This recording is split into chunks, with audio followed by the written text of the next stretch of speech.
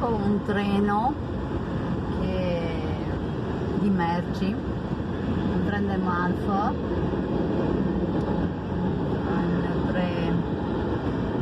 înainte de prima di Pancoast, per avere un'idea quanto grande è un treno in America e come loro usano bene i trasporti feroviari.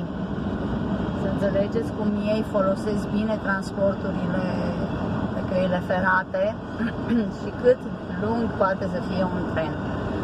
Câteodată am ajuns la 100 de vagoane, dacă nu mai mult.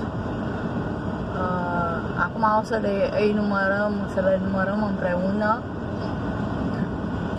Sper ca telefonul să aibă memorie și să poată să înregistreze tot acest convoi. Spero che il mio telefono abbia la memoria per registrare tutto il convoglio, tutto il trasporto. Guarda che belle pitture che sono sui vagoni merci, Tropicana,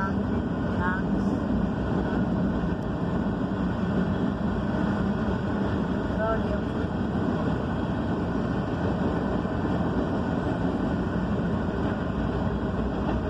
Texas, gasolio Texas, Tropicana, dove sarebbero questi aerei? No, Tropicana, frutti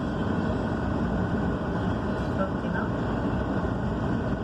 Vedo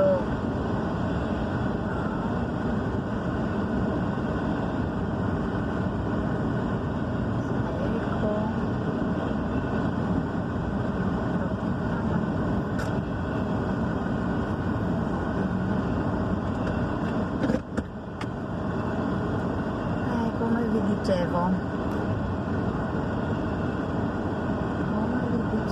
stanno passando tantissimi.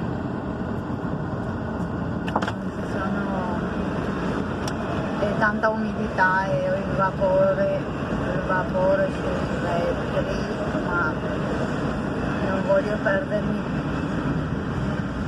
numero.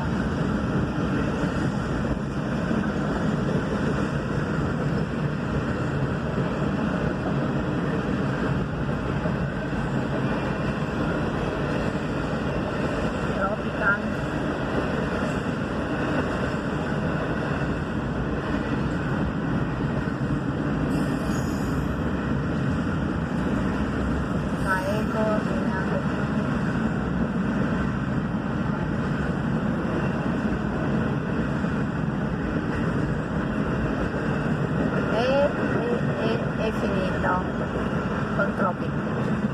Ciao a tutti da Florida.